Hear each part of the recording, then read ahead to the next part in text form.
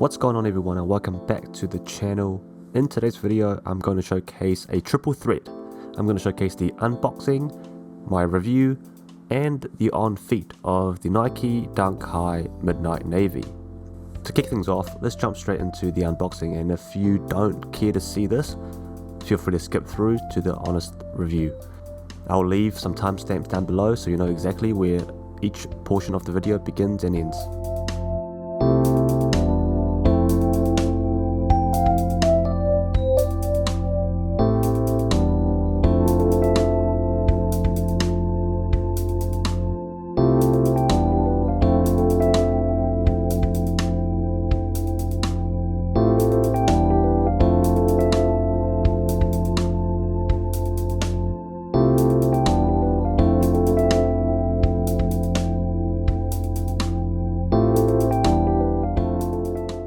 Okay, let's jump straight into my review and some information you need to know about the shoe. So this shoe is releasing in October 8th for most of the world, but for some reason in New Zealand it came a little bit earlier. I got mine on September the 27th and they retail for $110 USD.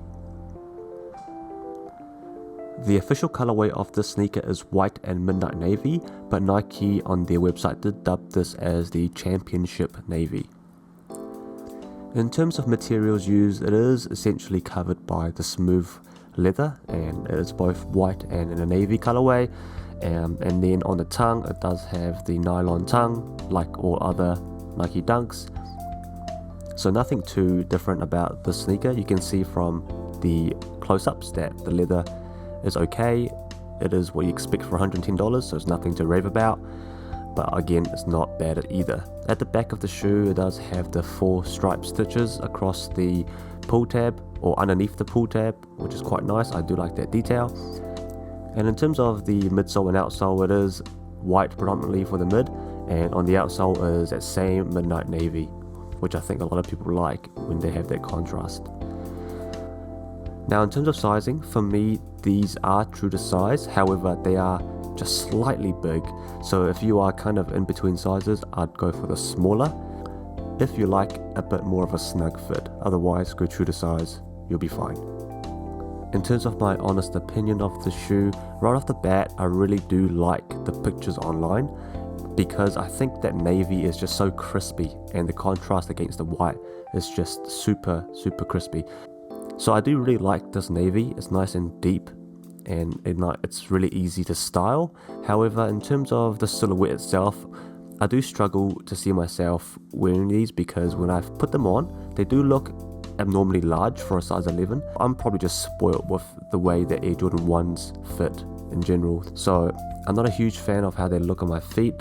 I do like the colorway and the silhouette though, and the shoe is just, personally for me, it's not the best fitting shoe. Now, as with all the other Nike Dunks that's released over the year, these will probably sell out and will have a bit of a premium on the resale market. Looking at prices on StockX at the moment, there only is a little bit of a premium, maybe $20 or $20 to $40 on top of retail, so not too bad actually if you really like the shoe. Now with all that said and done, let's jump into the next portion of the video, and that is the on feet portion. Starting up with this first pair of pants, this is a jogger pants from AS Color. I recently featured it in one of my lookbooks for one of the most affordable and cozy items that you should have in your wardrobe. So this is the stencil track pant, and I really like the way it looks on this sneaker because it is baggy. It has that elastic at the bottom to help accentuate the shoe, but when you style it in an outfit, it does have that baggy look that goes well with Nike Dunks. So I really like the shoe with this pair of pants. For the next pair of pants, I decided to go denim, and I decided to go with a baggy denim that a lot of people love to style with Dunks because it is baggy, it is not that skinny look, and it just covers a bit of this shoe as well. So this is the Minimal LA D212 denim. I think this matching is okay. I'm not really in love with the blue on blue, but I know a lot of denim is in blue, so I thought this will help you out. Let me know if you disagree with me and you actually quite like the blue on blue look. Moving on to the third pair of pants, and this one is a beige pair of pants by I Love Ugly, and their pant is called the Smart Pant. I feature this pant in almost all my on-feet looks because it is a standard staple in my wardrobe. And I've also cuffed it here differently. I've got one with a single cuff and one without, so you can see what it looks like with the pants covering a little bit of the shoe as opposed to not covering it at all. I can't go wrong with these pair of pants with any shoe really. It is just such an easy pair of pants to wear. I like the contrast it provides here with the navy, so there you go. Moving on to the second to last pair of pants, and this is featuring the H&M Smart Pant in the big check format. So this pair of pants brings a lot more of that formal look to an outfit, and I really like to feature this on my on-feet looks because it provides a diverse set of outfits and looks and aesthetics. This one I really like because it kind of drapes over the shoe. It's not stacked on top exactly. It provides a bit of that baggier look. And I think it looks really smart as well. And lastly, but most certainly not least, I am featuring a pair of black joggers by Cuts Clothing, and these are a pair of pants I think everybody have in their wardrobe, which is why I always feature it. It is just something that you can throw on for a cozy look. I'm not thinking too much about how it looks, just more about how you want to feel.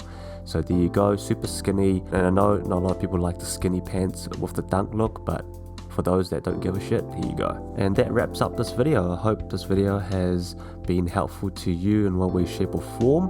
Let me know if you like this sneaker and you think it will be a cop for yourself, and I'll be happy to put together an outfit lookbook for you as well in the future. Drop a comment below if that's something you want to see, and subscribe to the channel if you haven't already. I appreciate you guys for watching this video. I'll catch you in the next one. Peace.